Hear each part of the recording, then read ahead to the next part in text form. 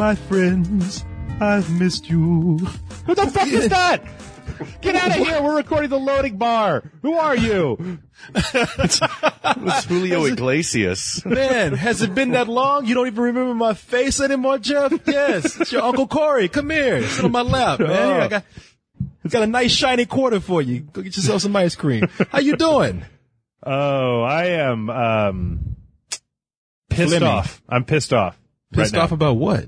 That stupid GameStop commercial for Prototype 2, where the guy says, "Now that's a move I could get behind." Like I swear to God, if you're on the internet and you watch anything on Blip TV, you've seen this commercial like a billion times, and it makes me not only not want to buy games from GameStop, but also not play Prototype 2.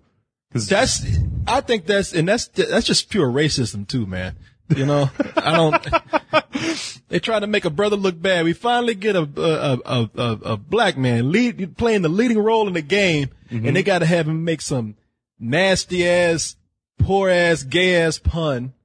And that, you know, and I know they did that because this is a conspiracy to keep black men out of games. I know that's why they did it, you know, trying to make them look bad. Hello, everybody. Welcome to the loading bar. How you doing? Now, before anybody starts writing in, I'm joking. I saw that commercial too. The most that commercial can be accused of is just being dumb. It's so stupid. And it's a stupid move in the game too, by the way. Yeah. Yeah. That's what I want, is the bio bomb butt kicker. It even sounds like something a 13-year-old would like write in their skull spiral notebook in middle school and shit. Like, yeah. Oh, you know, we're going to talk about that along with some other things, people. But Jeff, don't be rude, man. Come on. We got everybody else here. Like, yes, we had Jason Murphy over here. Jason, how are you? Yo, doing good, man. Good to be back. Man, were you gone? I mean, good to be back on the email show. Oh, okay. I'm sorry. Cause I was gone. I was like, were we out at the same time? Yes. It's good to hear from you again, Jason. So good to see you. I was saying before we recorded, we can't let this happen again. We can't go this long without talking to each other. It's been a long time. I don't even feel like we have anything in common anymore. You've changed. Don't say that. Don't ever say that. I've been faithful. I've waited. Please don't talk to me like this. Man, Why are you being so mean? I don't know what kind of video game podcast you were doing off in Miami with some whatever whores you met. Bringing diseases back to our podcast. Let me tell you something. They did not charge me, okay? I met these ladies. They were very nice. I didn't actually be able to pull the disease test on them because we were in a hurry, so I might have brought all kind of shit back. Might have brought all kind of shit back on my own banana boat. So I'm kidding. Damn, I'm kidding. I was a very good boy when I went over to Miami. I did nothing but drink and get drunk, and I don't know, I might have fucked a guy for all I know. I got so drunk at one point. Hey, Kevin, how you doing, man? I guess I'm doing okay. The show's getting a little bit crazy already. It's good stuff. Yeah. At least you didn't pass out in Miami and wonder if some guy raped you. How's it going, man? You know what? Kevin, I've been hearing all kind of things about you, and Dr. Kory wants to know if you're okay. I heard you've been having some back pain. Yeah, man. Like 2.5 weeks ago, I was on the show. I thought I pulled a muscle or something, and I guess just getting old. I just sort of, I don't know, I crunched something or whatever, and now I have like a pinched nerve in my back that's shooting down my leg, and I can't walk. I'm just like gimpy boy or whatever. Do you have a cane? No, I don't have a cane. I'm just kind of, I'm just kind of taking it, like, 'cause it's just pain, and they're just like, it's just pain. I try to take the pain, and my eyes start watering and I start shaking, and I'm like, I really have to sit out. And, Jesus. I feel like you need a fix or something, man. I know. I feel like we got to put you in a nursing home right now, man. If you're still able to make it down for Spill.com, we'll just find some big spillios to carry you around on one of those daises, like King of Spill.com. No, I'm just gonna get him a wheelchair. Yeah, I'm sure I'll just be in a chair, and you guys will be taking turns seeing who can kick Kevin in the leg and see how funny it is when I'm in pain. Yeah, we're gonna put you in the corner and throw shit at you and all kind of stuff. Only if you have a little blanket. You need a little blanket over your shriveled up, nasty legs. Yeah, you over there with big ass linguine legs and shit. You totally should mess with everybody because nobody's ever really seen you before, Kevin. You should show up like all disfigured and like just really pull something on everyone where I know. You should put like a towel under your shirt and your back so you look like you got a humpback. yes. You should come in with your lip twisted to the side and a constant stream of slobber coming down it, and you like. I'm just gonna hire like a homeless guy off the street and just tell him to go in and pretend he's me for a while. I'm just getting My name's Kevin. I'm getting the mental image here of Kevin as what that guy on old Star Trek in the wheelchair with the little boop on the front of his face all mangled up. Yeah, there's a. Oh shit! Fuck! God damn it! What happened? I gotta hide. There's a bee. Hold on. You guys talk. Seriously, I'm not joking. I gotta hide. Okay. Keep going. All right, everybody. Last but not least, Nick Hodges. Oh, I hope he leaves this in there. Hey, Nick, how you doing? Wait, what's going on? What's going on? Don't worry about it. Don't worry about it. It's none of your concern, Nicholas. Okay. How you been doing recently? What have you been up to? Hold on, I've y'all. been fine, man. I'm sorry. Hold on. I am not joking. The guards saw him. Now he's got to evade them until little evasion timer goes down. Jeff, your microphone's a little hot, by the way, but let me explain to you what happened. And this is not a joke. This is not me trying to be funny. People have heard me talk about Dantel. If you don't know who Dantel is, then maybe this rings a bell. Kory, my brother in Christ. That gay homeless guy, right? Semi kind of homeless guy. Yeah. Let me tell you guys something. This guy, Jason, I guess you haven't heard this. Maybe none of you guys have heard this. What the fuck are you talking about? I met him. I was with you in Texas, and you had like did you meet him? Yeah, I was in the car with you. You had like a 30-minute conversation with you, and I was just like, Kory, can we just go? Because this guy is creeping me out a little bit. Is that when you tried to sell Nick to that dude? Yeah, it was. First of all, Nick, how are you doing, man? I'm doing fine. What's going on with this gay homeless guy? Okay, so I'm sitting up here with my window open, and people can see me clearly. This guy, Dantel, for people who don't know who he is, Dantel would come by my place and ask me, first of all, he would bring these gifts by in the name of Jesus, because I've given him money before. So he just finally trailed me down and would come by and just give me these useless pieces of bullshit it was trash that he was giving me, but it would remind him of me and he would give them to me. And at first I thought he was just since he was very religious, I thought he was just a very effeminate, homeless, semi-homeless, straight guy. And then he started showing up wearing like these lawn hats and earrings that looked like the Queen of England would wear them, and and he would start asking for money, and he like, he'd be like, Kory, my brother in Christ, come here, I love you, how much money you got in your pocket? And I'd be like, what the fuck? And so I just started giving him money every time I saw him, because he would, fuck. It's kind of your fault, because this last time I saw him with you was like years ago. So why are you feeding his habit? I stopped, but he's passing by right now. I'm not bullshitting people. This is not a joke. This is not a drill. I'm sitting up here like frozen right now, hoping that he does not see me because he's passing by again. This guy got a lampshade on his head. He's trying to blend into the couch and shit. Like, everybody freeze. Turn the lights off. Fuck. I know he can't see you guys, but shut up. Don't move. And we gotta have him on. And you know what? And Don't. He'll never shut up. No, here's the deal. This is the guy. I know you've heard me tell this story before on other podcasts, but I'm gonna tell you guys just real briefly.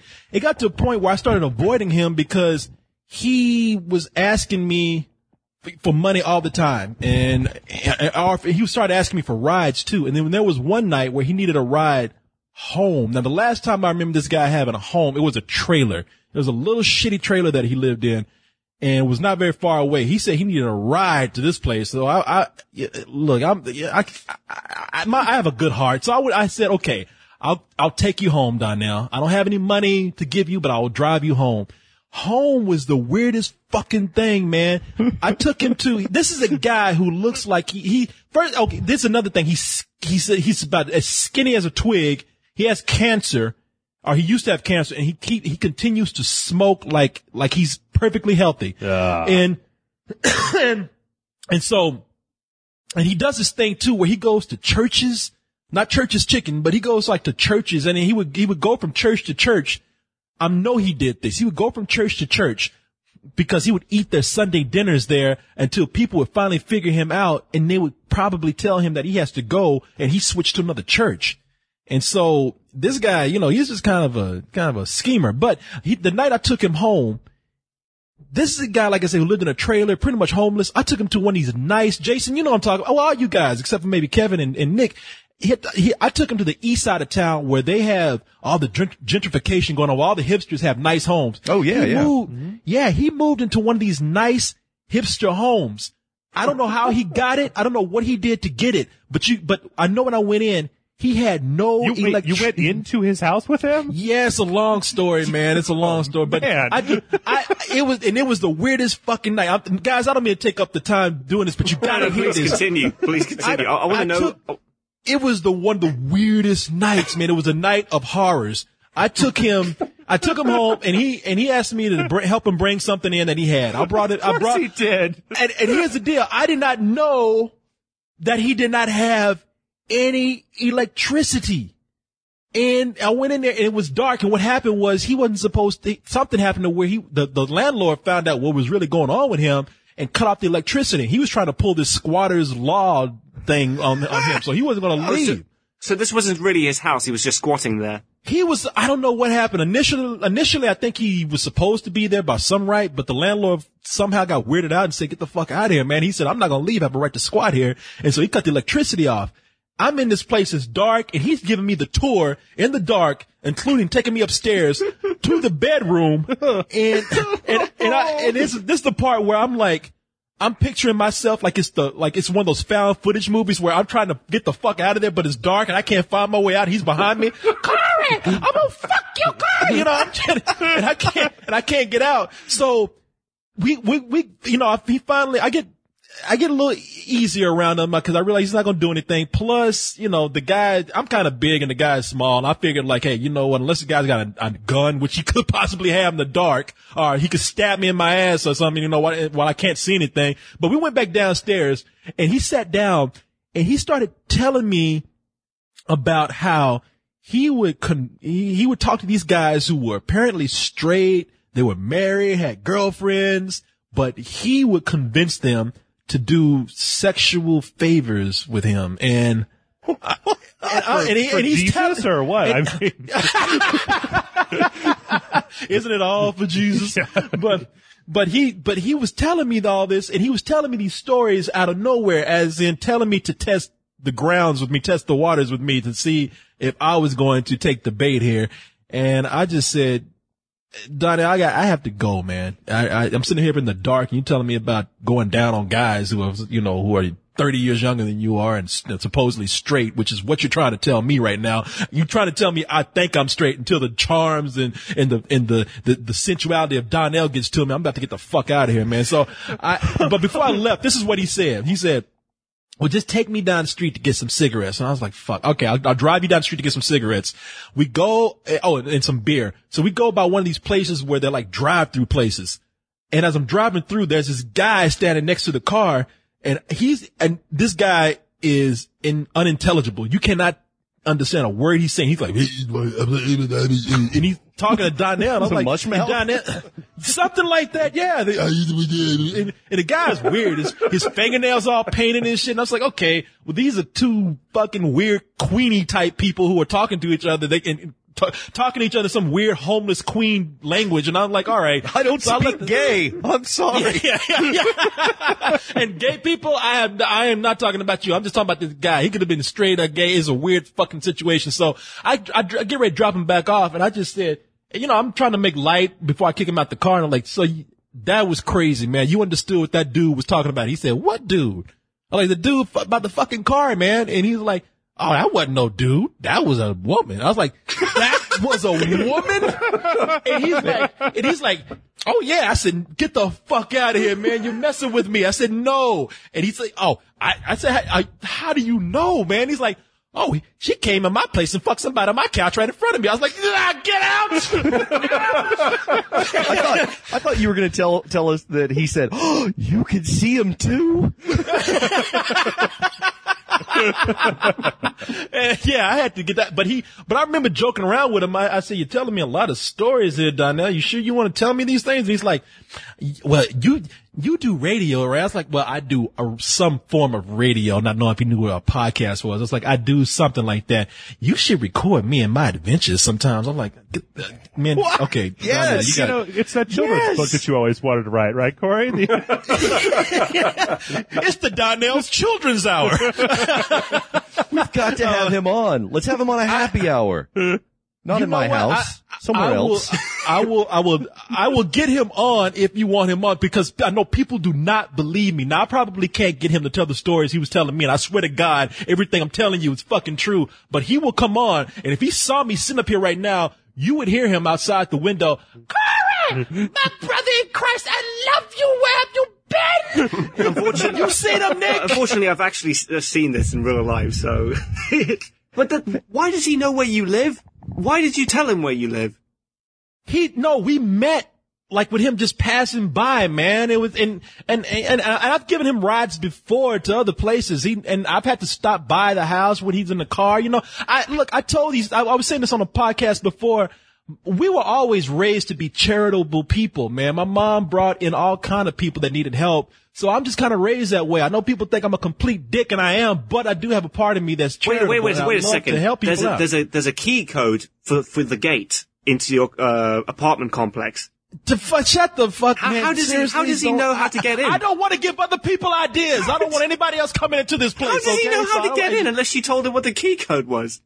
I don't know. Maybe he has a fucking gay homeless fucking back grappling hook or something. I don't know. You know, I don't know how fucking they give those out at the meetings. Yeah, the Salvation Army. He went to the Salvation Army one day and found a fucking bat hook. I don't know what the fuck is going on with him, man. You have always been like this, bringing in these mutants into your circle. And you do it beyond the point of good sense. Way beyond. I mean, this went on like way back in the cable access days. I would show up and I was like, Leon, who's this? It's a friend of Kory's, man. I don't know. I'm just like, what the fuck is going on? And Kory's got like hanging out with Morlocks and Wookiees and shit. Yeah, you're right. I have been that guy where I've told you, I went through a phase of I went from being the reject to kind of the cool guy at one part of my life, and I always said that I would never be too good to hang out with other people. And yeah, it's kind of become this. I should be on one of those shows like My Strange Addiction, because apparently my strange addiction is adopting homeless people and weirdos into my life. You know, I that's what I do, man. And I don't mean to, but you know, when I see somebody who has no friends, I never stop to think that person has no friends because he's fucking dangerous. No, I think, oh, that person has no friends. I'm going to be friends with him too. I don't know. It's not even just that. It's just, you just keep going with it till you find yourself upstairs in the dark. You put yourself in this very unsafe position. It's hard to feel sympathy for you, mate. That's all I'm going to say. You were I'm not asking for it. You were essentially just asking for the movie Hostel to happen to you. Kory, I'm about to put this 9-inch nail through your kneecap. Hope it'll make you feel better. Okay. You're my friend. No, you know, man, and I'm sorry, people. This is not a joke at all. I did not mean to disrupt anything like that.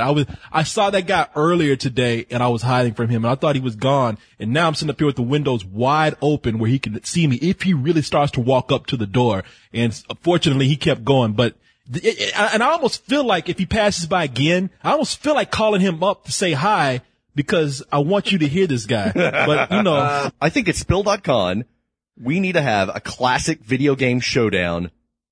Donnell. Is it Donnell or Darnell? Donnell. Versus Nick. Why specifically me, Jason, you mug? Because it's funnier. Yeah, because it's you. That's why. And plus, you've seen him before, so you know him kind of. No. Yeah, but I don't want to meet him again. Is all I'm going to say. He's your friend. Yeah. You can. stay in touch with me. I think it should be Nick and Dantel head to head on Fruit Ninja Connect. No, Star Wars Connect. Star Wars Connect. Yes. No, Fruit Ninja Connect starring two fruits. But, you know, Nick. Wait, fuck you, mate. You're the one who creeps into, like, homeless queen guys' bedrooms at night. It's only because you're not here. You know, if you were, I'll put them off on you. Nick, I want to tell people, when this podcast goes up, we'll have less than a week before, no, it'll be just a tad over a week before the London Spill Party. And Nick, I was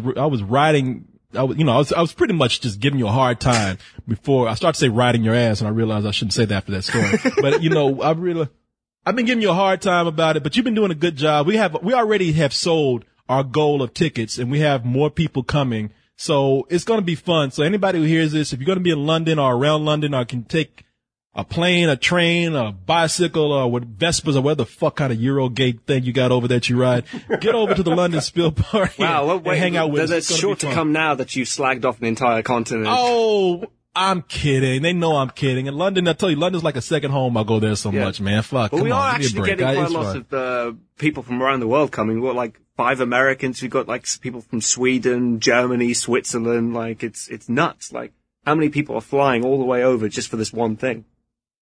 Yeah, it's going to be a lot of fun. People, tickets are £10. £10. Don't complain. Yeah, God, £10. the people complaining are such idiots, man. We're not even spending the money on ourselves. We're not making a profit from this. We're using this money. We could keep the money, but we're not. We're going to take the money and buy drinks or whatever for everybody at the end of the night. So, you know, shut the fuck up and buy a ticket and come on over. That's going to be on Saturday, April 28th, 2012, the London Spill Party. Yes. And it's going to be happening at a very cool place. What's the name of that place? Marcella? Yeah, it's called Mia Bella, and it's in Soho. So the party will be from 3 p.m. till 3 a.m. That's 12 hours and of drinking, and plus we have happy hour deals from 3 p.m. till 10 p.m. where we got our DJ, music provided by DJ Miles. DJ Miles, yes. I like to call him DJ Miller. It's just to piss him off. But DJ Miles be dropping the music that night. It's going to be a lot of fun. So at the last party, it was crazy with more people coming this year and people who have paid from all around the world. It's going to be a lot of fun. So anyway, enough promotion right there. I want to switch the tone of the show here now to actual video games, believe it or not.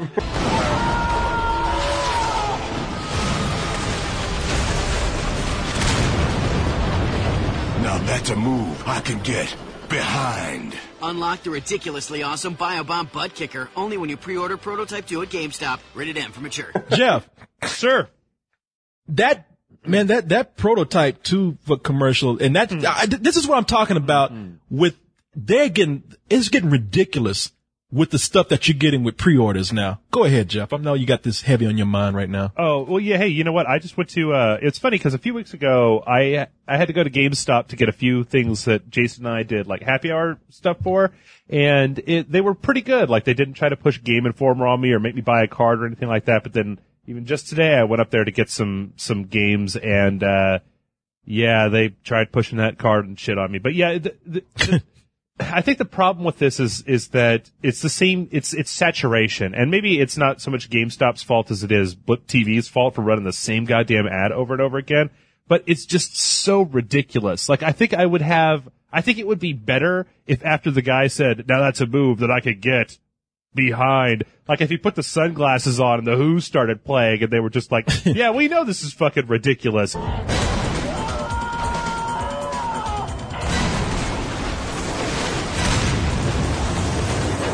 Looks like that guy got rear-ended. But just the fact that if you're on the internet, you got to see that stuff every 5 seconds. It so gets on my nerves. It was the same way when LA Noire was coming out and Portal 2 and whatever game GameStop is trying to pimp out this week, trying to get you to come pre-order it. You remember that Mass Effect 3 commercial they had where Garrus was narrating, and then Shepard is like, Garrus, come on, we have to go. And it was funny, like the first time I saw it, then I had to see it 100 more times. Those guys actually got in trouble in California last week. There's like a lawsuit for GameStop. Mm-hmm. Somebody brought a class action lawsuit against them, basically saying that, they bought a used version. If you bought a used version of a game, like for $55, and the game kind of promised you all of these features on the package, but since it was used, it didn't have the pre-order code with it, that GameStop was actually overcharging people for games. Because, you know, you think about if you buy a new, brand new game that should be $60 for $55, and then there's a $10 pass that you have to redeem, you're actually paying more than you would at retail, and that GameStop wasn't doing enough to tell people that when you buy a game used, like, these features are going to be chopped out of it. So they actually got a settlement where everybody's going to get like, you know, it's like $10 worth of store credit and $5 in cash. With a subscription to Game Informer. Yeah, well, it's a weird settlement because you get, what, $10 in cash and $5 credit if you're actually a member. And if you're not, then you get $5 in cash and $10 in store credit. The whole thing's a fucking horseshit anyway, because, you know, what are you going to do with $10 worth of GameStop credit? You're going to spend another $50 to buy a video game with it. So it's kind of like everybody loses in that equation. I'm just upset because that's what, no, if you haven't seen the commercial, people, it's for Prototype 2. There's actually 2 commercials out. One is the actual commercial, which, for the game, which is cool. The other is a GameStop commercial saying that if you pre-order the game, you get this bonus item with it. And to me, a bonus item, if you're going to pre-order a game, is something that's cool, something that's worth me going out of my way to do it. Even, I think pre-order bonus features or bonus content is cheap these days. I'm not a person that thinks getting a costume is worth just a pre-order. You know, you got to give me something tangible. I don't know, give me a fucking inflatable gun or something. I don't care. You know, besides, you know, some cheap ass costume that should be unlockable in the game anyway. But this right here, this thing, what's it called? The butt bomb? The bio kicker? bomb butt kicker, something like that. Yeah. The bio bomb butt kicker. That's, that people, to me, it seems like to me, maybe I don't know enough about, cause I pre-order games just to be able to get them on midnight and so I could get started on them early for a game that I am actually going to be on a review for. But this right here, this is cheap. This is bullshit. This is something that you should be able to have in the game anyway. It's like, it's almost like they've taken stuff now that used to come inside of games, and then they're saying like, oh, now this is a bonus item if you come in pre-order. It's like, no, this kind of shit used to be free, or it used to be not even worth the hassle. Now you're trying to make me feel like I'm getting something special, and don't even let me go into GameStop and you ask me if I want this shit to my face. I'm a fucking grown man. You gonna ask me in front of other people in there? You want the bio bum butt kicker? Get the fuck out of my face. What you say to me? This is ridiculous, man. This whole thing with all this. I mean, Jason, you were saying something. What's your weigh in on this? I was saying that if GameStop were a person, I would like to cut open its stomach and feed its insides to rabid raccoons. That was very specific. All right. No. That's one of many. Well, you know, I got a whole book of these things. Well, at least we know where you're coming from. Kevin, are you in too much pain to tell us about this right here? I mean, I don't like GameStop. I don't know why you guys go shopping at that store anyway. I mean, don't you have other game stores around or something? I mean, can you go over to Walmart? Or, I mean, is it just easier for you to go there? I mean, They're everywhere. Well, here's what I've run into more often than not is that when you go, like, if it's a big game, like a Prototype 2 comes out next week, you can go to wherever. You go to Walmart or Best Buy or wherever and buy that. But like, you know, I think the first time that I went there just recently was Jason and I were going to record on Ashura's Wrath. And Best Buy didn't, the one by me and like 4 around that, none of them had any stock of that particular game. So I had to go there because it's like they're the only people who would probably stock, you know, not AAA games, but like AA games, kind of the weird stuff like Binary Domain. To add to that, because you just made me think about it, they also have exclusives now, which is kind of irritating. Like, what is it, Xenogears for the Wii? Xenoblade Chronicles. Yeah, that's it. It exclusive to GameStop. Yeah. And, that Power Pad Pro thing, whatever the heck, Circle Pad Pro for the 3DS, also exclusive to GameStop. Like, I don't know how they're working those deals, but that sucks. I mean, it just makes me like angry because anywhere else you try to even pick it up, it's like way more expensive because there's just people buying it and reselling it, you know, with a markup. Well, see, I could be wrong, but like as I understand it, stuff like this Biobomb butt kicker and like the Portal 2 bot skins and the Mortal Kombat Classic, stuff like that, stuff that's exclusive to GameSpot. As I understand it, that they will pressure game developers to make this stuff is in exchange for them essentially selling the game out of their store. That they've cut all kind. I mean, I could be totally wrong. I think I read a news story like a year ago. I could be totally off base on this, but as I understand it, last time I heard that there's actually a lot of like backroom dealing going on with GameStop, putting pressure on publishers to give them this exclusive content to attempt to lure people into coming in and pre-ordering the games. Wow. Which is crap. I mean, it's garbage. And here's the deal right now. This is just my theory. I think it's the consoles that's making a retailer like GameStop as strong as it is. I don't have a problem with GameStop as much as I used to. I do have a problem with some of their practices right now, just as what we're talking about at this moment. But the console is the thing that's keeping them in the game, I think, because, and plus they're a niche. They've done it, they've done the right thing by being a store that caters to selling one thing, and that is video game and video game related items. They've kind of expanded out into iPads and iPhones, but those are becoming big gaming things too. You hear places like Best Buy.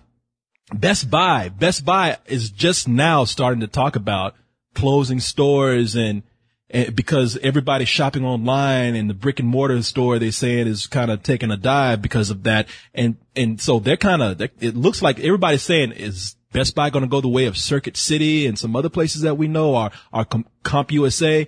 But GameStop right now is going strong. They're very, they're one of the most successful retailers right now because they do cater to a niche. But I wonder what it's going to be like when we get to that day and age where we're going to be downloading stuff mostly instead of having to buy hard copies of those items. Well, don't they have their own service that they're trying to get off the ground? Yeah, they're trying to branch out essentially a Steam competitor type of service in order to, and it's just for the reasons that you just said, is that, the PC is essentially non-existent at those stores. And once the consoles start to move to like a digital delivery system, then they've got to do something to stay in the game. Of course, oh God, now I just thought about the day when you gotta download the GameStop app onto your PlayStation 4. Oh God. That's when I'm out. I am out. And you get some first nerdy, go back to board games. You get some nerdy ginger asking if you'd like to buy the manual guide as well and have it delivered to your house. Pops up on your screen of your PlayStation, of your Kinect to ask you to try to upsell you on stuff when you're trying to buy stuff. Oh, God. Oh, no. God, it'll in the future, it'll be like an image popping up in the middle of your screen, like an actual, voice chat GameStop representative. Hi, I noticed you didn't download the hint guide. Yeah. Hey, do you want to buy the Bio Bomb Butt Kicker app for this thing? No, get the fuck off my computer, man. No, I don't know, man. I just, I think right now, and it has a lot to do with, I feel, parents just coming there and buying stuff because I've seen it. They talk this shit to these parents. They don't know what the fuck is going on. They might as well be talking Japanese to these people because when they sit up there and they're telling a mom, hey, would you like to buy the skin that you can play as the Batman from the original animated series? You remember that, right? And the mom I don't know what the fuck you're saying, but okay, my kid sounds like he'll like it. He likes Batman. Sure, throw it in there. And that's why they get away with that kind of stuff. But I just feel like that you're not getting what you're getting cheated really with the kind of the content that they're giving you as bonus stuff now. And I thought I got what's that? Go ahead. That whole pre-order pressure is what drives me nuts. It's like to get the bonus content, and if that doesn't work, then they say, well, I hope we have it when you come pick it up. Yes. I'm not trusting any more pre-orders after the tit fuck that happened in the UK with Mass Effect 3. When they cancelled releasing the game in all the game retail stores. I mean, they were kind of on the verge there at that point of going out of business. Yes, but game only just briefly avoided just kind of filing for whatever the British version of bankruptcy was. But I think trying to going up against EA when you're that weak in the business side is the dumbest mistake you can ever make. So, I mean, I'm not surprised that they'll probably go the way of the dinosaur in a bit. We'll see. It's funny. we have seen so much development, I think, ever in our time. We're lucky, in a way we're lucky to see this because the time of innovation has never moved so fast, has been in so much turnaround as it is now. And it's hard to tell who's going to succeed and who's going to fail. But I don't think, I know you're saying that GameStop is going to go the way of the dinosaur. I actually think that they're smart enough. I'm giving them credit here. I think they're smart enough to see ahead of the, no pun intended here, ahead of the game more than other people. And I think they're actually going to be, just as Jeff was saying, more intrusive in even that period where we start to download. Yeah, but games. I was referring to Game, which is like the British equivalent of GameStop. Oh, the British version. Yeah. That's the biggest video game retail store in the United Kingdom, and they've just made a whole lot of dumb decisions lately. Like, for example, cancelling all EA titles like a week before Mass Effect 3 just to make a point, in hopes that EA will we'll give you a little bit more money. Dumb. And obviously that did not go ahead. And considering that Britain is obsessed with FIFA and those big football games that EA's in charge of, like I don't know how they could just go ahead with that. So it's like, I actually hear that Game is going to, now I'm not sure, I'm not over there. I think I've read that Game is actually going to go the way of not Best Buy, but Circuit City at some point. No, they recently got acquired. They shut down like 150 stores or something like that, but then they were essentially shopping around, and some investment group purchased the remainder of them. Save the ass. Yeah, it's been really hard for me to actually to buy video games recently in order to review them for the show. I mean, I admit that these have been like Class B titles, but the fact is that Game is the primary store in the UK to buy video games. It used to be Game Station, but that's actually owned by Game now. So the only other place to really be able to buy video games, it seems to be through Amazon. Do you get that stupid kind of sales pressure over there? All that stuff that we complain about? Oh God, yes, yeah. I mean, like I'll go to a store and they'll say, "Would you like to buy the strategy guide?" And I say, "No, dude, I'll just use the internet." And they look so pissed. Yeah, I don't even get that anymore. Strategy guys. What is it? 92? Yeah. What are we, cavemen? Do you have like a cheap book as well that I can buy? So I can learn how to beat Super Mario Brothers 3. And in this day and age, it's the stuff that they're still trying to sell to people, and the people that are still buying. But yet, that is a talk for another day. You guys want to get into some emails right now? Yes, please. Yes. Yeah, Kevin's like, yeah, goddamn, I've been waiting here for the last 50 minutes, dude. Listening about Kory's almost homosexual adventures. Almost. He almost had me. He almost convinced me. Those are some good stories he was telling. I had my pants halfway off, and I was like, wait a minute. Hey, I'm straight. You're good. But you're not that good. You're good. He's pulling that gay Jedi mind trick on you. Pretty sneaky, sis. But anyway. Oh, man. I want to ask you about something, Kevin. Remind me to do this. Oh, you're not. I'm going to have to remember. Let me tie a piece of string around my finger because I do have a question for you, but let's get into some emails before we do that. String around your finger? Yeah, I still do that. All right. To remind myself. Usually I just look at my finger and say, why the fuck is this string around me?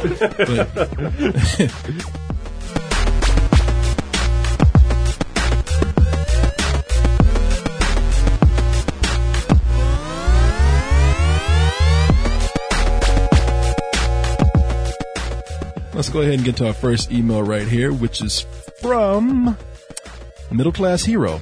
Devane is his real name. He says, Kory! No, he says, dear loading bartenders. I like that. Since I started calling you guys loading bartenders. Oh, wait, Kory, you missed it last week. We gotta update you real fast on the lingo. We decided on the live show that to the listeners, we're calling them loadies from now on. Loadies. That sounds nasty.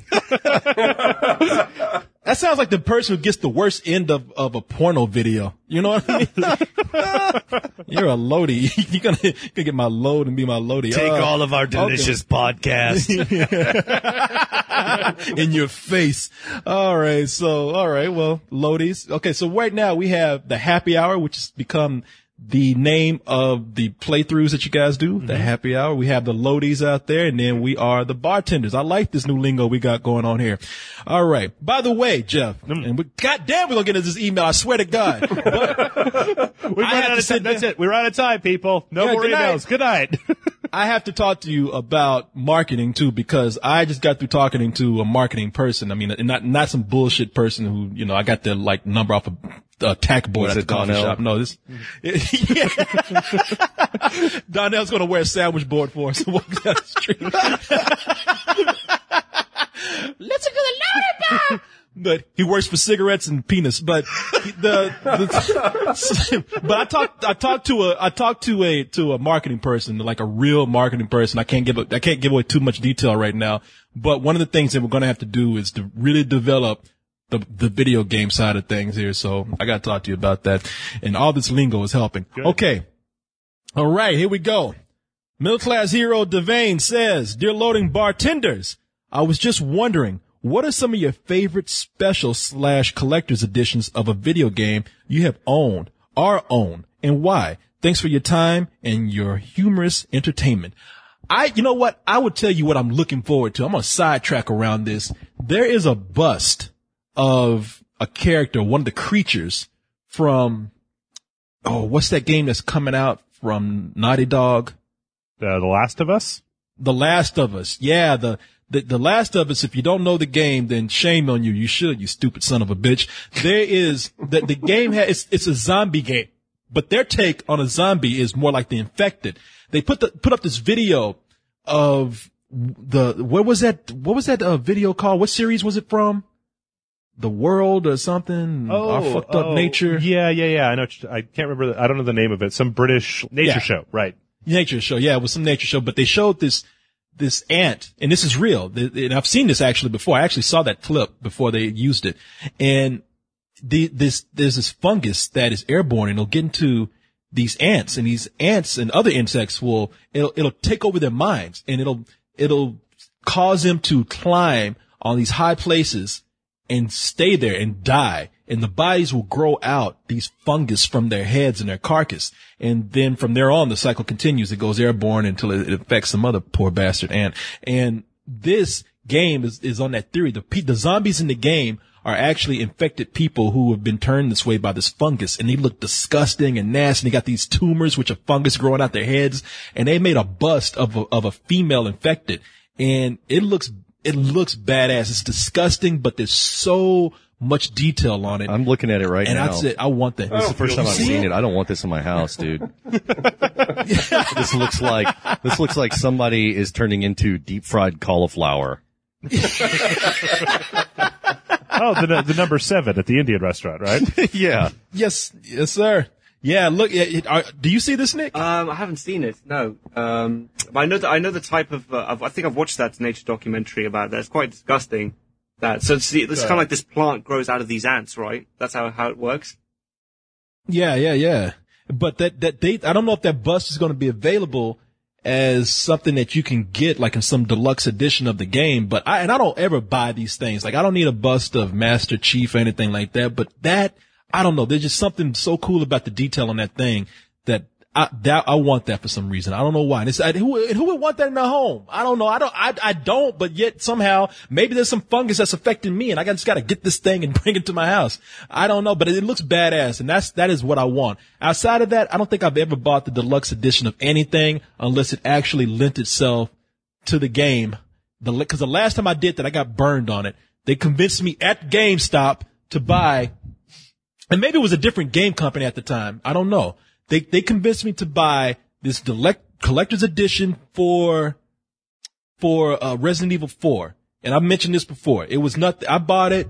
They pressured me into getting it. I took it home and I wanted to shoot myself in the head because when I opened it up, it was like a tin bin with nothing but a card in it of Leon Kennedy. And that's all it was. Sucker. Yeah. I opened up and there was a boxing glove on a spring and it fucking hit me in the face. Boing. That's what you get for being so stupid. But yeah, so that's why I've been burned on that. And I don't usually get those kind of things, but that bus is bringing me back to it. What else have you guys seen or bought or collected? I quite like the Mass Effect 2 Collector's Edition, because it came up with the DVD and all these other cool things that came free with it. Yeah, I think that was the coolest thing. Also, Dead Rising 2 had some pretty nifty things with it. What did it have? It had like this big fat zombie wearing a Hawaiian shirt that I can't remember where I put it, but like it was like knee high, and I thought that was quite nice. And it was only like about £5 more expensive, and it came with that as well, and the T-shirt as well. My brother gets anything that's like got like an action figure or something like in the collector's edition. Like he takes pictures of himself and puts them on Facebook with like the dragon and all that stuff from Skyrim. Is he in a home? And my brother's older than I am too. No, my brother's a cool dude. He's crazy. He's just a little crazy, and he just sees that stuff, and he just immediately has to have it. And so, yeah, whatever it is, it's pretty nuts. I did buy the Fallout 3 collector's edition with the lunchbox and the Pip-Boy, because I thought the lunchbox was pretty cool to have. But, you know, I've never actually used it. It just sits on a shelf. But, yeah. Cool. All right. Let's move on then to our next email. Wait, I got stuff to say. Oh, I'm sorry. There was, actually, I don't normally buy collector's editions, but there was, with Uncharted 2, there was actually an edition called the Fortune Hunter edition that came, like, with a replica of the dagger that Drake used and, like, this really nice, like, book that had, like, all the guides and art books and the game and all that stuff in it. But they didn't sell it. They would, like, go through, like, their forums and on the PlayStation Network and find people who were involved in the beta testing and who showed a lot of interest in the game and randomly picked like people who were just big fans to get it. And I always thought that was a pretty cool pre-order or a special edition. Also, I know the Fallout 3, I missed out on that lunchbox, but I think there was one of the Fallout releases where they actually gave you a bottle of Nuka-Cola with it. It might have actually been, one of the perks that was sent to like game reviewers, but I remember somebody somewhere has a real bottle of Nuka-Cola that is unopened and fully drinkable, and I want it. Because I'm going to drink it. I'm going to drink it too. Nice. I drink your cola. All right. Sir, may I move on? We good? Did Jason answer? I don't know. Did Jason answer? No, that shit's a waste. Okay. And he just did. So, all right. So here's our next email from, it says, this is Spill member. Now I was going to say Gradius. I don't know, but then he says it's pronounced Grey Deuce. I think I had one of those last night. He said, anyway, my question is, will you be doing a review for Kid Icarus Uprising? Do we do one? It's up on the site right now. Okay, I thought so. Yeah. All right, well, that was a quick yes. question. So, all right, next one. Yeah, we can move on. He says, he does say, P.S., bring back Metal Virgin, Mandy Savage, Amanda, that bitch, whatever her name is, cause she was funny. All right. Unlike you, sir.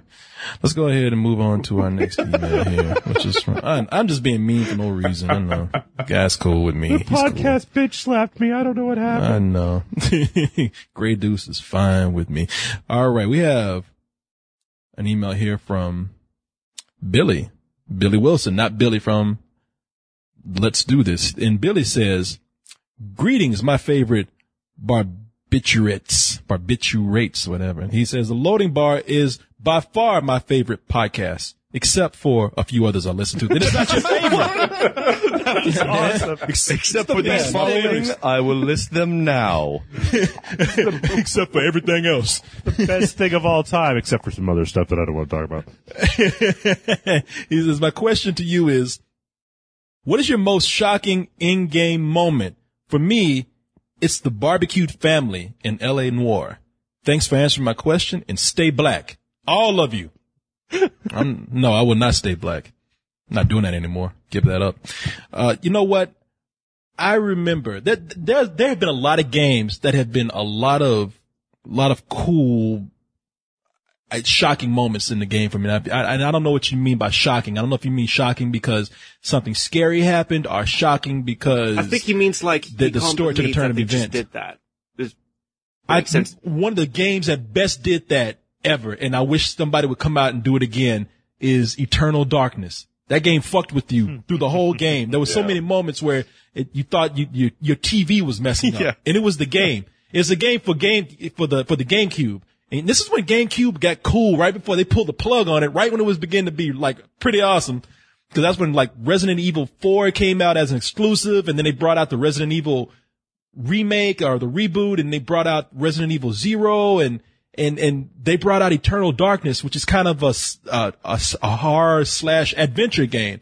And that game, in order to simulate the feeling of insanity, the game would fuck with you. There were points where you thought you were saving your game, and it wasn't. And if you weren't careful, you would actually not save your game because you thought the game was just messing with you again, or you forgot to do something. The volume on the would turn down the game. Like, it would actually have that green word volume with the bars, and it would start to like lower, and you thought it was your TV messing up, and it would have you get up and messing with the TV. The game fucked with you major. There's a part where the game actually messed up, and you thought it was your TV or your gaming system that was messed up. And you would go over there and hit the TV or hit your gaming system, and I had to give it to that game, man. It really it messed with you at a time where that was like an interactive game with me. You know, granted, when you sit down, you're like, man, fuck you. But it was still kind of cool that they did that. There were a lot of moments like that in the game where it was shocking that because there were some creepy parts of the game too, but even more shocking that you were just falling for everything that the game threw at you. And it was a good game. Yeah. And it was a good game, yeah. Anybody else? I think that for me, it would probably be in the original, or in Call of Duty Modern Warfare, the first Modern Warfare. There's a scene in there where you end up crawling out of the wreckage of a helicopter only to die like 10 seconds later. Oh yeah. And like, it's basically, I'm lifting the spoiler. This game is, everybody should have played this by now, where basically the U.S. Marine in a helicopter and it gets hit by a nuclear blast, the helicopter crashes, and then you come to this level and you're basically crawling out of the wreckage of this helicopter, rasping and breathing, and you see this giant mushroom cloud, and then your character just dies. And it was like the first time that I felt like a game had really put me in this situation, and there was, there's no way to win this scenario. You're just dying the video game. It's like this little, 5-minute sequence where you're just, bleeding out onto the ground. And I thought it was a really ballsy move. I will never forget that. So. Mine is, Nick. I'm going to go back into sorry, Jason, go ahead. I'm going to go back into the vaults. Space Quest 2. Mm-hmm. The Sarian Encounter, I think is what it was called. Yeah, so, okay, way back, Space Quest 2, old school adventure game from like the mid-'80s or something like that. There was a bunch of them, King's Quest, Space Quest, Quest for Glory, and all that, and they were all find a bunch of stuff, a bunch of items in your inventory, and then use it at the appropriate time. Well, Space Quest was this space parody game, and it made fun of everything, Star Trek, Star Wars, aliens, and everything. And there were stuff in these games that it were obvious parodies. And in Space Quest 2, towards the beginning of the game, you are getting chased by one of the aliens from like Alien and Aliens from the Ridley Scott and James Cameron movies. But it's got this giant like novelty pair of lips all puckered up like it's trying to kiss you. And it's chasing you. And if it catches you, it just gives you a huge kiss and then it runs off. And that's it. And so this was back in the day when save games were a lot more draconian. You weren't able to like pick the level you would go back to. It's like once you got rid of your save game, that was it. It's done. You couldn't, you would have to start all the way over. And, you didn't have any hint guides or anything like that. So it was often really difficult to navigate through these games, and it would take you a while. You'd have to step away from a while and come back to it because there's no internet and all that.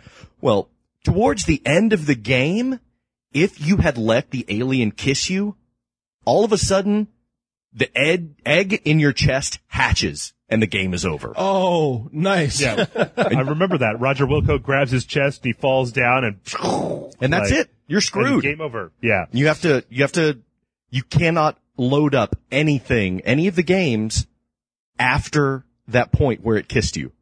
You have to go back and replay that and make sure that the alien doesn't kiss you. And then replay the whole rest of the game. And this is Space Quest? Space Quest 2. So it's nice. Vohal's Revenge. Sorry, Encounter was the first one. Oh, right. Okay. I played a game called Black and White. I think it was like 2001. Does anyone know this game? Yeah. Oh, yeah, the one you play God, yeah, that's right? I don't know if I was crazy or something, but one night I was like playing late, and when you're like, I was just selecting some villagers to go do something, and then I just heard the video game saying, Nicholas. I'm like, wait, what was that? And I think because I typed in my name, Nicholas, like at the start of the game for my save profile, it just started whispering that every now and again. I just thought I was going absolutely nuts. But my brother played it, and it started saying his name as well. I have no idea how it was able to do that, but that was the one time that game just, like, really freaked me out. That and the end of Metal Gear Solid 2, when the general starts going all crazy when he's talking to you through the radio thing. Oh, yeah. I mean, Metal Gear Solid has a cool number of those moments, too, like with fighting Psycho Mantis, obviously, the classic, stuff like that. Anybody else with anything? Kevin, yeah. Shocking? I don't know. Killing Andrew Ryan at the end of BioShock was kind of disturbing, because I was forced to do it. And, spoilers there. Too bad if you haven't played BioShock by now. Seaman had a weird ending that kind of blew me away. I mean, I don't know if anybody had the patience to sit through Seaman on the Dreamcast. That was the one where you just basically had a fish in a tank, and then you would just, like, let the fish grow, and it eventually gets, like, this weird Japanese head on it. And it becomes a man, right? It's sort of, and it starts talking to you, and it has voice recognition, and so it asks you questions, and it actually, like, listens to your answers, but it never really does very much with the information. And you can ask him questions, and he tells you things. But he does ask you questions, and then what's weird about the ending to the game is that he actually takes all of this over, like, a month of you talking to him, and he, like, psychoanalyzes you at the end. He tells you, like, all about yourself. Like, if you answered the questions truthfully, and it's really weird. You sit there and you go, wow, that was really cool. There's no way I'm playing that again for another month. Are these questions, like, just scripted, or is it completely random? What do you ask? Well, it doesn't have sentient intelligence. No, it's scripted. No, I mean, I know. But if you could talk to it, I know. It sounded like a Furby for a second, because, you were able to teach your Furby how to, swear and stuff and say, strip club. I know. It'd be really weird if it was actually just alive inside there, talking to me. Yeah. I think it helps that, isn't that the one where, isn't Leonard Nimoy the voice of Seaman? Yeah. It is, yeah. I tried to play that game one time, but I just call it Spock. Seaman. What if he tells you some stuff you really don't want to hear, like, you're suffering from paranoid schizophrenia? I can't quite remember, but he'll do that. You'll be sitting there and he'll remember something from a previous conversation, and he'll come up to you, like, during, like, that month, and he'll say things like, so you live alone. Or do you live alone on purpose? And things like that, and you're like, all right, this is really creepy. Yeah, you don't need a fucking video game rubbing in how lonely you are. Who is that man in the closet? The one who comes out when you're at work. I know. Are you confused about your sexuality? It's okay. Tell me. I'll talk about it with you. Shut the fuck up, man. Get out of my business. I'd let that thing fucking die if it started talking to me like that.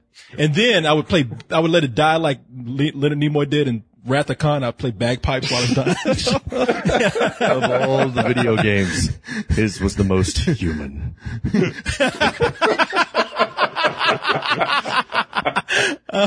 All right, let's go ahead and fucking fish talking to you in a video game. Hey, Kevin, how's your back doing, man? Don't forget to take your medicine. With your luck, Kory, it could be like, you turn it on. Kory!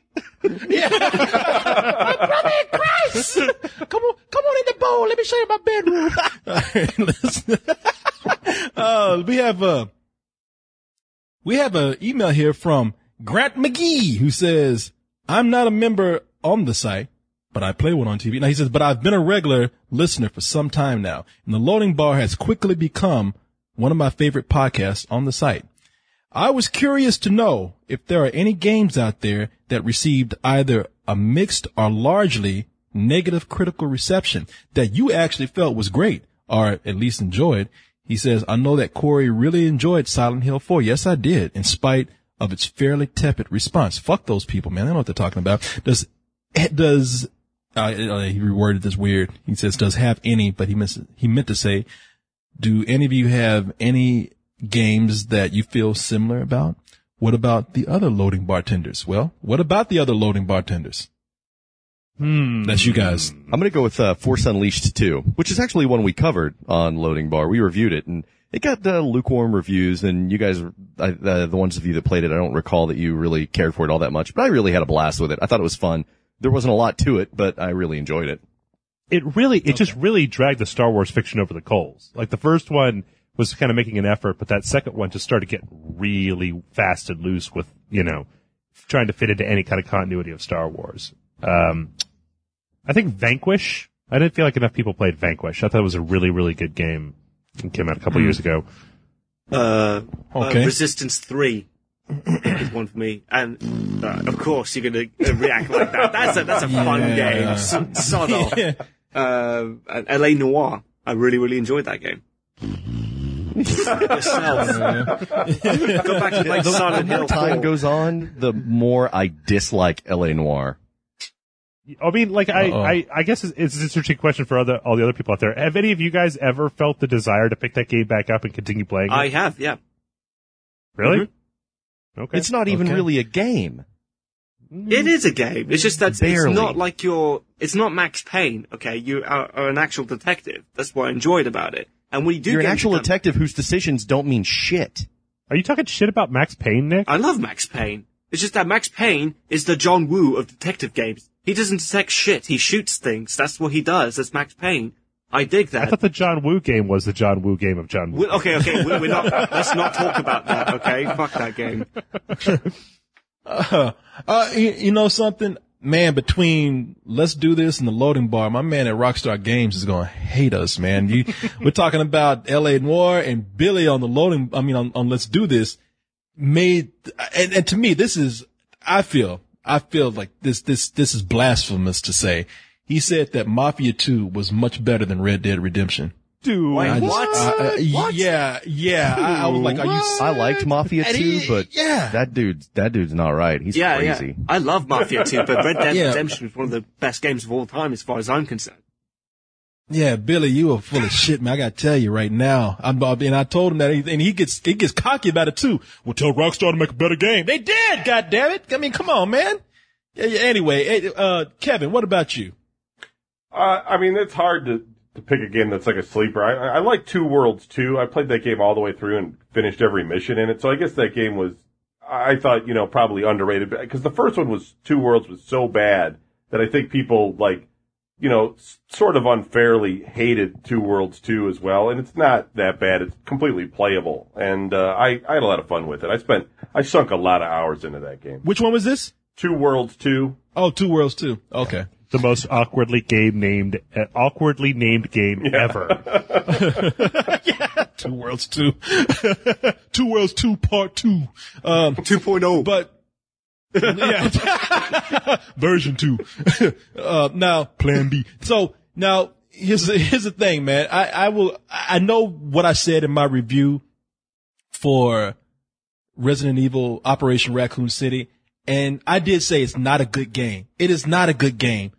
But it is not the shitty game that people are saying. And this is me telling you that I think it's a poor game, but it's not this terrible, terrible game like people are saying. It's just a plain shooter with some mechanics problems in it. The people are talking about, it's one of the worst games ever. I played through the game twice. I've come in and played with the game just out of being bored and just played through it twice just to see what it would be like to build up, get access to different weapons and whatnot. And I can't say I was really bored with the game. I actually thought it was kind of fun in some parts. Yeah, so for people saying, it's not a shitty game. It is not. And I'm just going to go out right now and defend Resident Evil as a whole, because Resident Evil they have made some shitty games and made some poor games. Outbreak.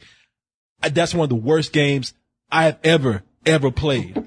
But people are coming down really hard on Resident Evil because it's just not the same Resident Evil that they remember. And hold Capcom to task on that. That's good. Don't let them slip. Make them listen. But stop fucking ragging on everything about the series. I mean, I have to hear podcasts where people are talking shit about Resident Evil 6, which isn't even out yet. I'm not going to even bother with that. I'm not going to play that fucking game. Shut the fuck up. Give the game a chance. It would have been one thing if Operation Raccoon City had been Resident Evil 6. Like, if that had been Resident Evil 6, we all would have been firmly justified in saying, well, fuck it. Just go to hell, Capcom. But the thing is, it wasn't. It was just a multiplayer online shooter.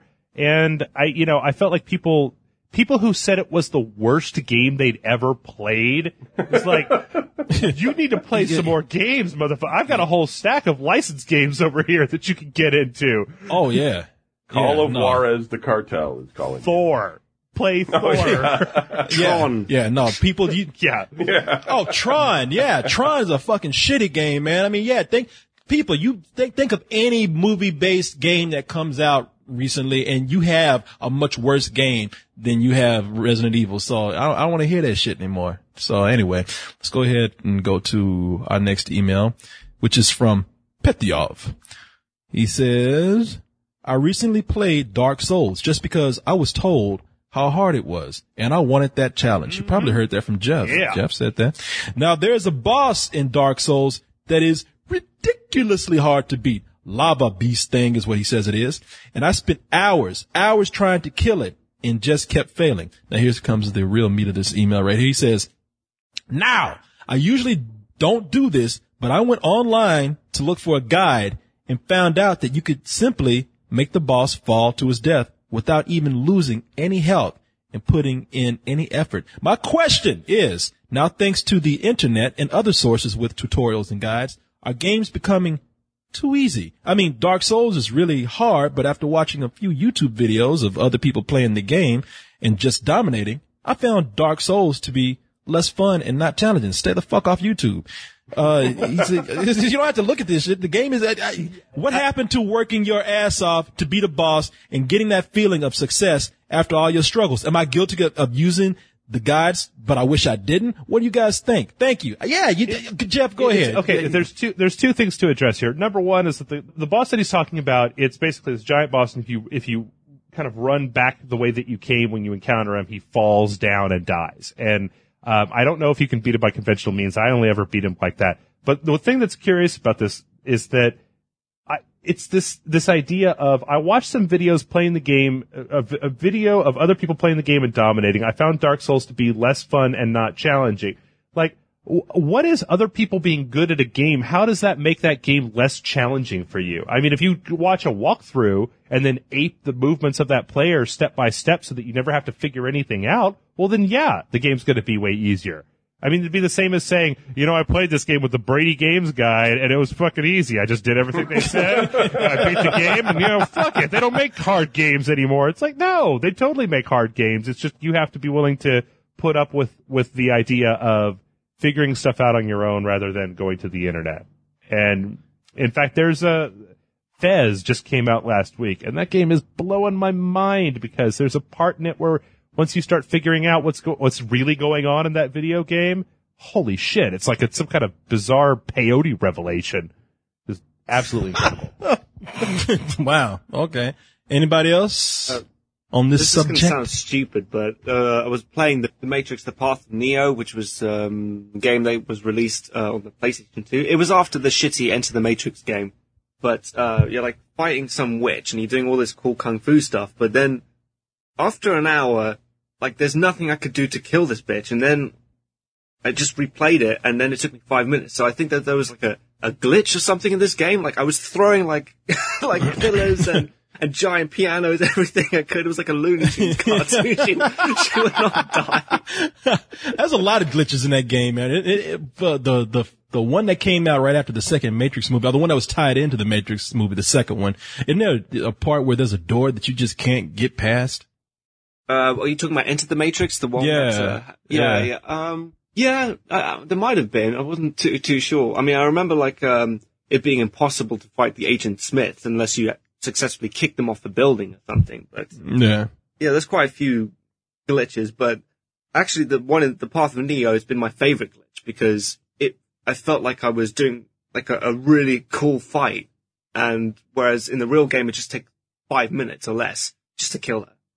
So I wish they would kind of make bosses a little bit harder, where you don't feel like you're getting your ass kicked, just that you're at the end of your strength. You've done all that you can, and then in the last minute you smack one. You know what? I'm going to answer this guy's question right here and say no. Look, I think that some games have gotten easier just in the sense that some games don't have that arcade feel to them, and that they just end. You can choose your levels, you can play the game all the way through, and it's done, and you put it back, and that's it. You don't have those days where you never saw the ending of a game because it just got harder and harder, and levels just got progressively heavier. And so, I mean, in that kind of sense, maybe, but in a way, the games still are a challenge. I mean, you have options to make them harder too. Your problem, my man, is that it's not that game. You know, if we're talking about as far as getting hints and tutorials and videos, we are in the age of the internet, my friend. The temptation to go and find those answers is there, and it's a little bit easier to get them than it was 15, 10, 20 years ago, whatever. I remember when I was, no, I mean, 3 or 4 years ago, we had the internet. You can go on YouTube now and look up people playing the games and see what they do, or you can get a tutorial guide and look at that. Back in those days, you had to buy strategy guides. Yeah, you know? Back in the day, I remember, I come from the age of the Super Nintendo and the original Nintendo.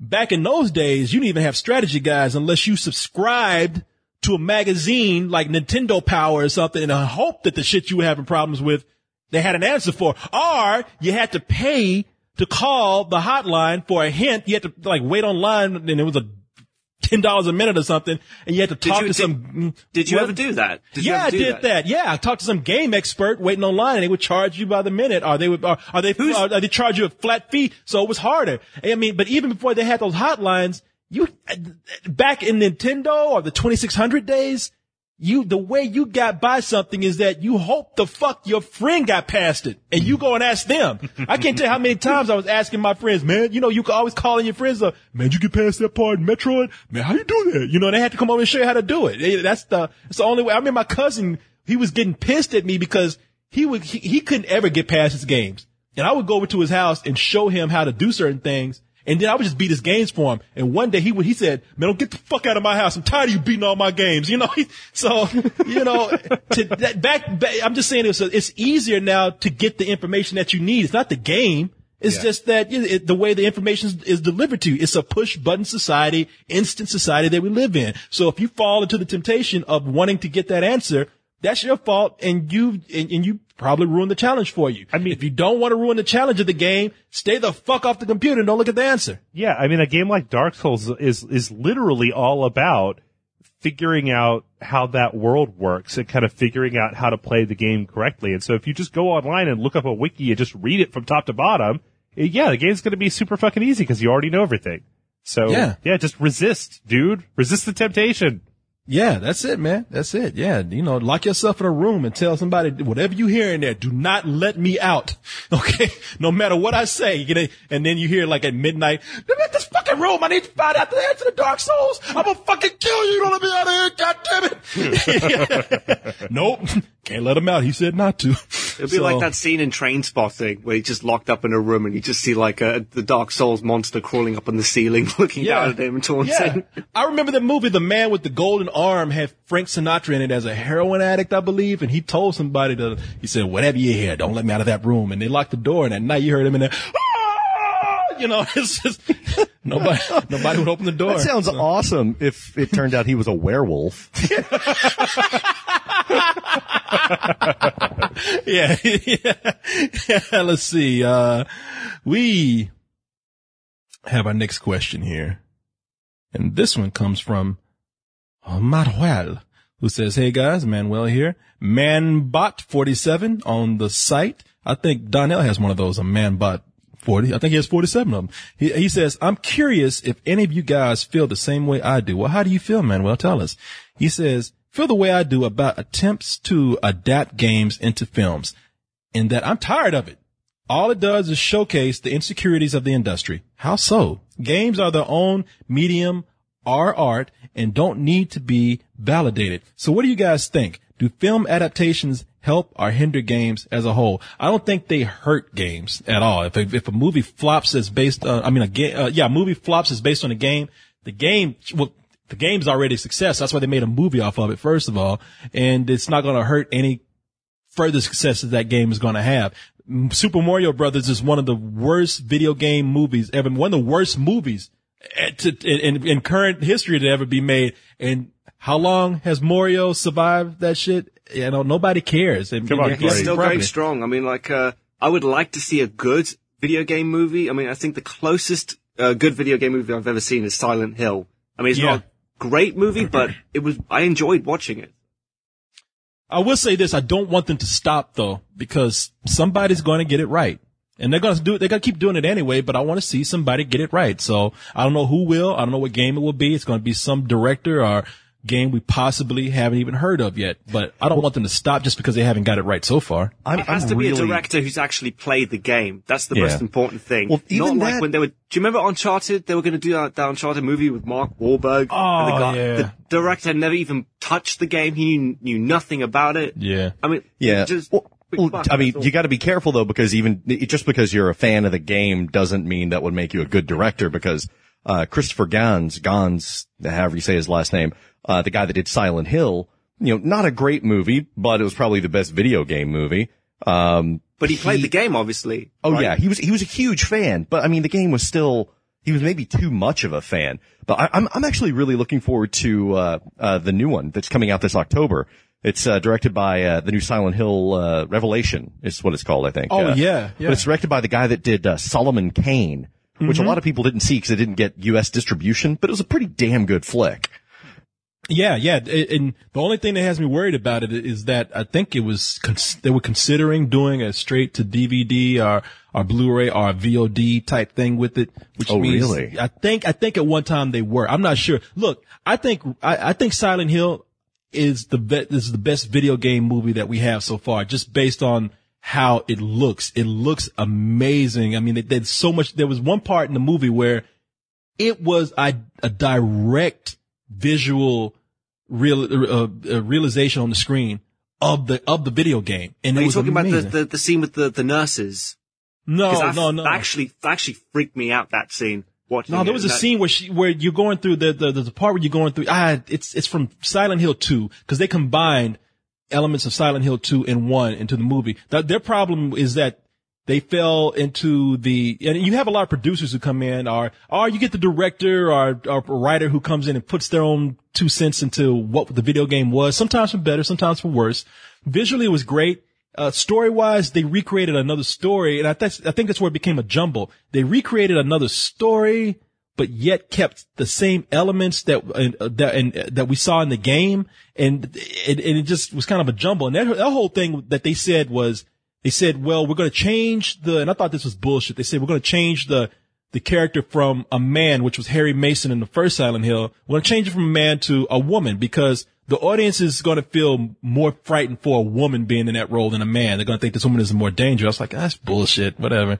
And so they changed that around. I mean, I don't like the Resident Evil movies. And that's another place where you're right. What's his name?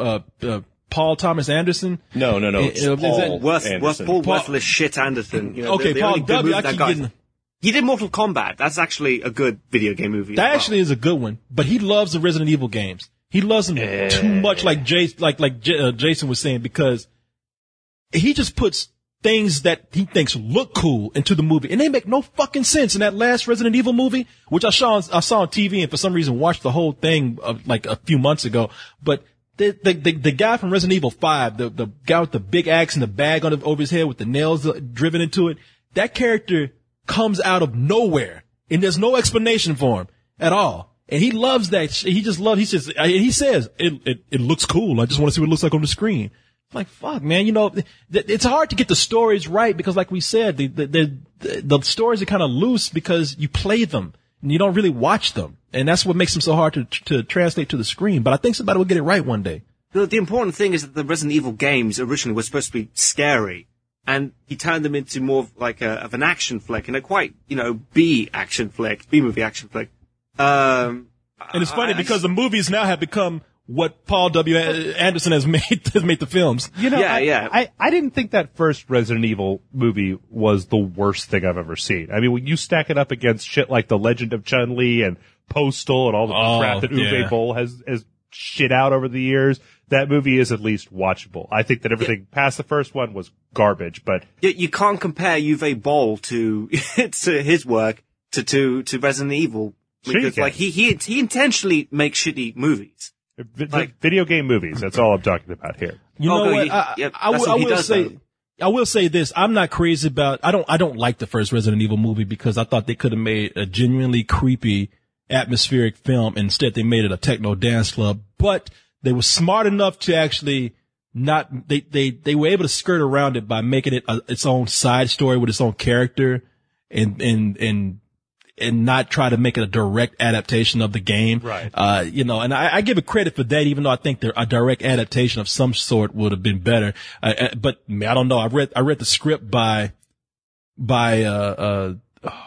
George Romero, and it looked like he was trying to cram too much stuff into the movie. Yeah, and I don't think that would have worked his script either, but whatever, man. Listen, I don't stop. They'll get it right one day. Anyway. I don't think so. They will. I mean, I don't think they're going to. I don't think they're going to. I think they're too. I don't know of anybody who's going to take the shit serious enough to strike the proper balance between hewing to the original story and adapting it enough to make it watchable as a movie instead of playable as a video game. There was one point where Lord of the Rings was considered unfilmable, and Peter Jackson managed to pull it off. But this is different. This is not that same. I mean, books to movies. There's a long and storied tradition there. I defy you. We all sit here and talk about Resident Evil about Silent Hill, but I was bored as shit through that movie. I've been bored as shit through every video game movie that I watch, from Resident Evil to Silent Hill all the way down the line. They have not been able to make one that's been a decent enough story. And the problem is that either I know too much about the game that they're basing it off of, or they've gone so far into left field that it might as well not even be based on a game. It might as well just be some original schlocky property. The only reason they put the name on it is for brand recognition, to get people into the theater to be like, well, let's see how they fucked up Tomb Raider. Boo, boo, boo, boo. Well, what about a book though? How is it any different from adapting a book into a movie? Books aren't interactive like video games are. Think of the long hours in video games where you've spent nothing but getting behind cover and lining up headshots. Like take a game. Yeah, I'm sorry, Jeff, but I got to interrupt. What? That sounds like an awesome movie. Just an hour and a half of headshots. Hey, I'd be more than willing to watch that than anything. But I mean, if you think about a video game, and in a lot of cases you say that, okay, no audience is going to watch the repetitive gameplay of a video game for 8 hours, that's just ridiculous. So you take all the gameplay out and then just take the story beats that are left over and smoosh them together. Well, now they don't make any fucking sense because you're just going ba ba ba ba ba ba. So you got to figure out some way to write your character between these different story beats and try to still keep the action there. I just don't think that as a medium it makes sense. I think that you'd be better off taking video game worlds and writing complete side stories to them that don't have anything to do with the game. Like take the Mass Effect universe and write a whole original story about whatever, Garrus. No, look, I can agree with you when it comes to Mass Effect, because I think Mass Effect would actually work better as a television series rather than a movie. But Silent Hill, Resident Evil, I think is completely doable as its own standalone movie. The reason that Silent Hill and Resident Evil are scary is because you're controlling the character. Like, that's what makes them so effective psychologically, is because the actions that you're seeing play out are directly influenced by your input into the game. And once you take that away, you've lost a lot of what made that special. Because now you're just watching some jerk-off lady up on the screen running away from Pyramid Head. You're going, run, bitch, run, You could do the same thing in 28 Days Later. It's just some, douchebag running away from infected, zombies. But that wasn't a video, that wasn't a video game.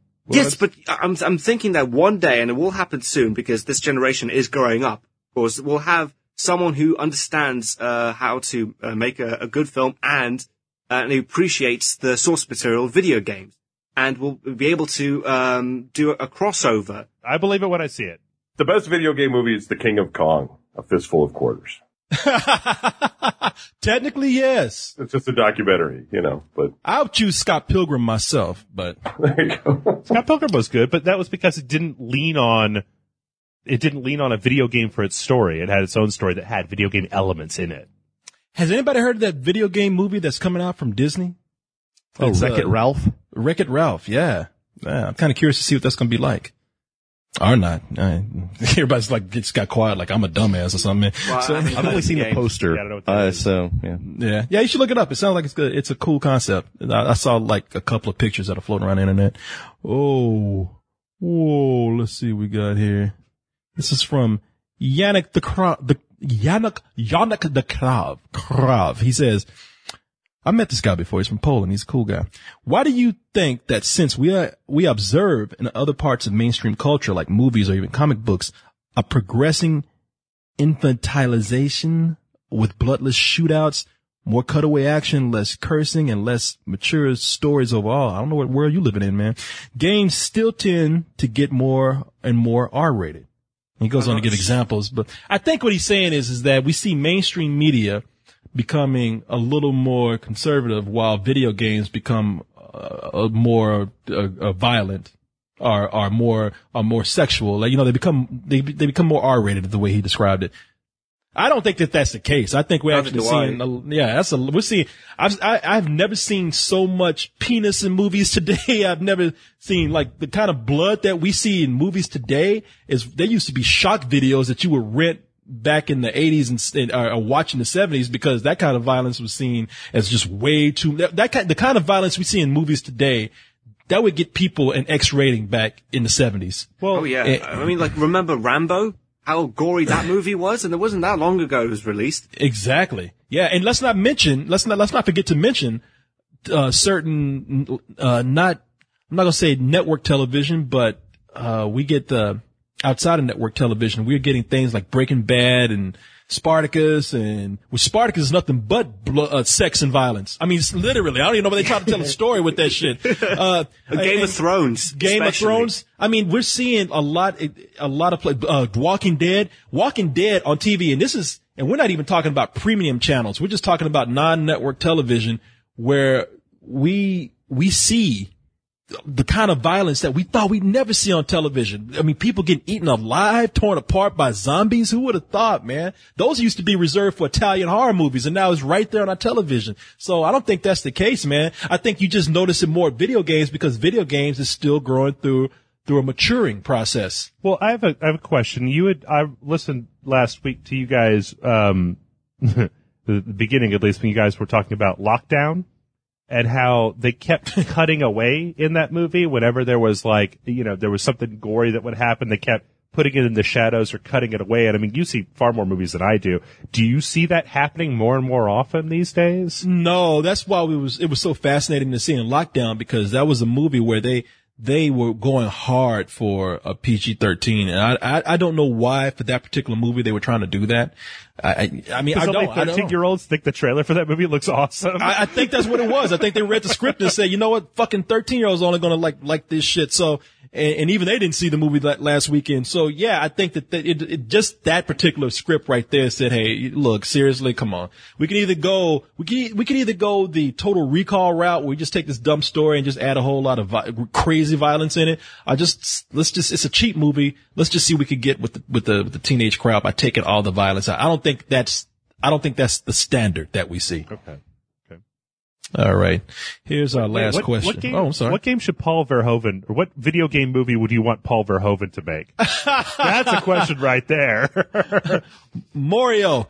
Did I do it again? Mario. God damn it. No, seriously, if I was to see Paul Verhoeven do a game, I'd love to see him take a game that we would consider innocent and turn it on his head and have it be the most violent thing ever. Kirby, yeah. There you go. Yes. Journey. Yes. Will be another one. Dance Revolution.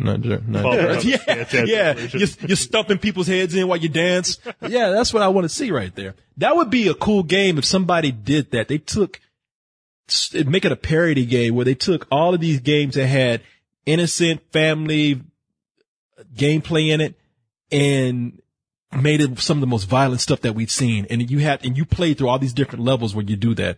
So just, hey, it's going to happen now that I said it. There's games that have been kind of like that. Genius. Conker's Bad Fur Day. Yeah.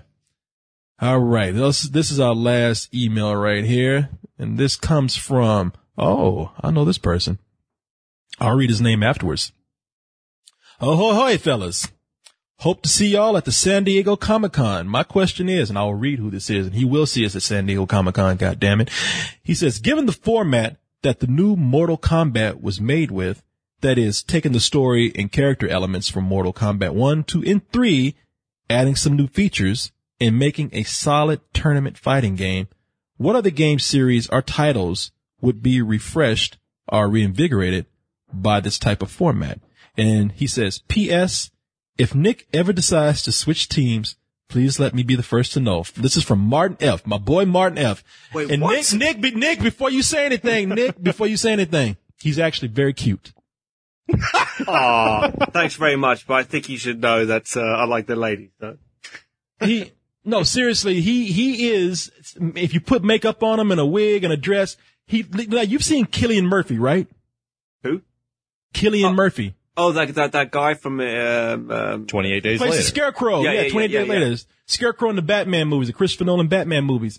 That is a pretty guy. He even played a transvestite in some movie called The Other Side of Pluto or something like that. I forget the name of it. But this guy, Martin F., I met him. And he is so pretty. You were talking about Martin F. there for a second. I was like, what? No, Martin F. looks like Cillian Murphy. Okay. And I had to tell him he looks just like Cillian Murphy. And I said, did anybody ever tell you look like Cillian Murphy? And he said, yeah, people tell me that. And I said, and I don't know what it is about you right now that I'm looking at you and you are completely gay to me. I don't know. Maybe I'm hoping to take you home tonight. I don't know, but. For it, Kory! Yeah, Kory! You my man, leave him alone! No, but yeah, Nick, so I'm just saying, don't turn it down. And plus, he's just a cool guy. Okay, well, I'm very flattered, mate. Thanks a lot. Yeah. Breakfast on Pluto is the name of the movie. And he's a very nice guy too. And I'm making jokes, but, Martin F. he's been on the site for a long time. He's real cool. So and he wants to fuck Nick. I think that's the important takeaway. I must be doing something right. Okay. Yes, you Still got it. Yeah. Yes. All right. Anybody want to answer this if you can still remember the question? I think, we've talked about it a whole lot on this podcast, it seems like, but I think that, you could probably do worse than taking like maybe the first 2 or 3, like 0 through 3 Resident Evil games and maybe just smashing them together, getting the, redoing the graphics and the control schema and re-release them as kind of like, a 20-hour thrill ride. Just take a lot of the chaff out and just, zoom through that story from the train in 0 all the way to Nemesis in 3 and just put it all out as one thing. Really? Now to do that, would it be one crazy 3,000 hour long game or would it be, would you have to like make an abridged version of every game that came out? Well, I think if you think about it, each of those Resident Evil titles is around 8 hours long. So you got 4 8-hour games. That's 30 hours. I mean, we've seen, not in a shooter sense, but we've seen kind of adventure. That's kind of the size of like an RPG. But since you're just retooling the games, I think I would just like to see them try to fit all the mythology of Resident Evil from 0 to 3 all together and to play those games back to back so you can see the beginning of the outbreak and then the mansion and then Raccoon City and then Nemesis, go take that story arc all the way from the beginning to the end because, you play those games, but you played them like 8 years apart distance from each other. Like I've never been able to sit down and just play through that storyline from the beginning to the end. So it would be kind of nice to take that story of the inception of Resident Evil and just see it play out from the beginning to at least till the end of 3. And if they did that, somebody would look at it and say, wow, this really doesn't make any fucking sense. Yeah. The story that they have here, because that story, I guarantee you, it makes no sense at all. Yeah. That's why they take so long, because they're waiting until you forget all the plot holes and everything. Anybody else? I'd like to see, something along the lines of like, taking like the first couple of Metroid games, like Metroid and Super Metroid and, the one that was on, I guess it was Metroid 2 or something that was on like the Game Boy or something like that. Yes. Yeah. And, take it and just pretty up the graphics and then put it all together in a way that that it plays like a big open universe. Like you can actually go to each different planet, like Mass Effect or whatever. Would you make it 3D like Metroid Prime? No. Okay. Good man. All right. Excuse me. Metroid Prime is cool. Come on. Metroid Prime is fine, but I love Metroidvania style games, and I wish they would make more of them. Like I'm pissed that Cher made all those iPhone games instead of making Shadow Complex 2. Make Shadow Complex 2. All right. Let's see. I would love to see. By the way, are they never coming out with that game, The Last Guardian? Is that game never coming out? It has to be coming out. It'll come out eventually. They put too much work in it for it not to come out. They've had a lot of problems, though. Yeah. Whether it's any good or not, maybe not. Because I was going to say, I would love to see a game where you play a character who ties up every world within that world that's created by Eco Games, where you have Eco, Shadow the Colossus, The Last Guardian, and, just be a character that you go on your own adventure, but you see elements of all those worlds in that one game. Yeah, I'm sorry, but I can only sob openly at one game. I don't think you need to put them all together so that I can just cry like a bitch for like 9 hours. All right. Oh, Kevin. Yeah, I mean, I sat here and thought, I mean, there's many an old RPG that I wouldn't mind seeing like redone and everything. I especially would like to see more 8-bit games get like a complete, overhaul and brought back rather than these guys just going to like what they did with Silent Hill, like, a PlayStation 2 game and being like, hey, look what we did to it. It's hardly different, it'd be just better if, I don't know, some of these older games get stuff, and Final Fantasy VII could probably use this treatment. For some reason, those squares thumbing their nose at all of us. Mm-hmm. All right, Nick, that just leaves you. Babe. I'm actually kind of drawing a blank. I mean, the only game that I would love to be able to play again would be Metal Gear Solid 1. But I know they already, they did that before with, it was on the GameCube, was it? Like Twin Snakes. That's kind of a crappy version of that game, though.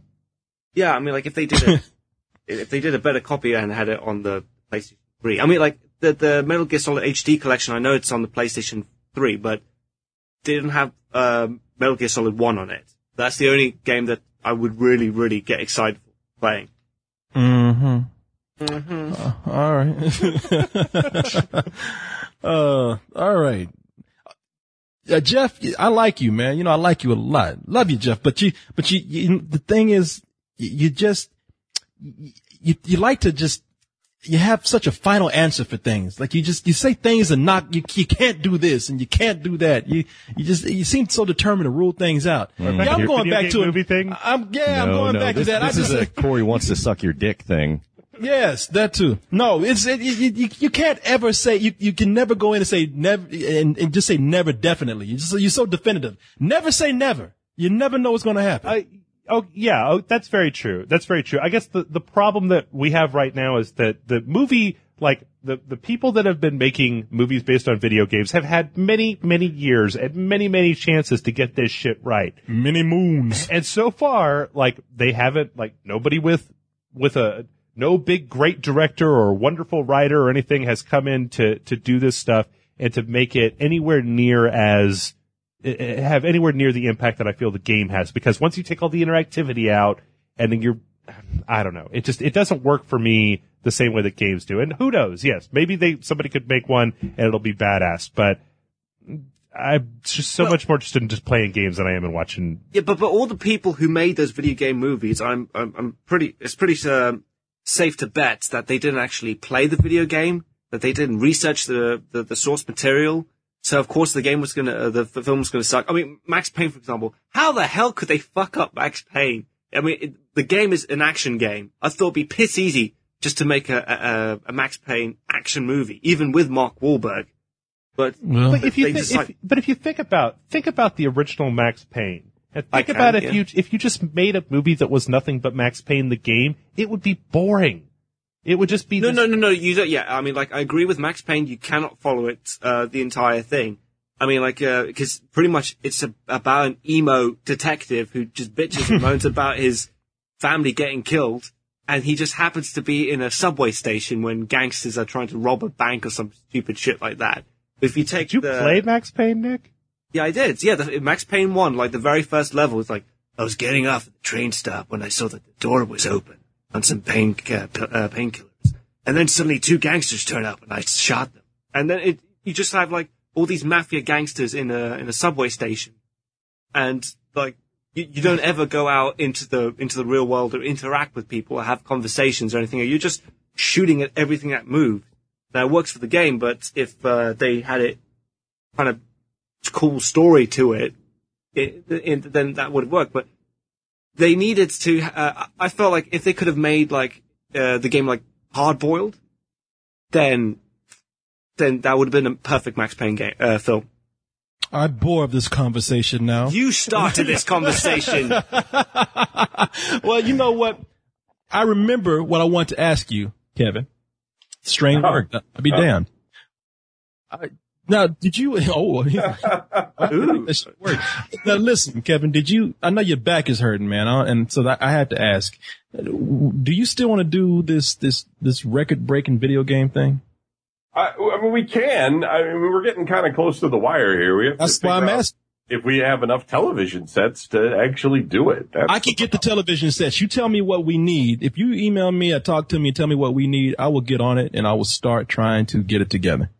Okay. I'll send you a list of what we need to do. I gotta go down and start breaking out the consoles and figure out which ones I actually have games for. And I mean, I certainly have enough. I just need to figure out which ones. And then I'll figure out that from that I'll know what kind of TVs we'll need or what. Okay. We can do this. I just don't want to be responsible for killing your ass if you end up breaking your back trying to do this. So I should be fine by then, man. Yeah. Okay.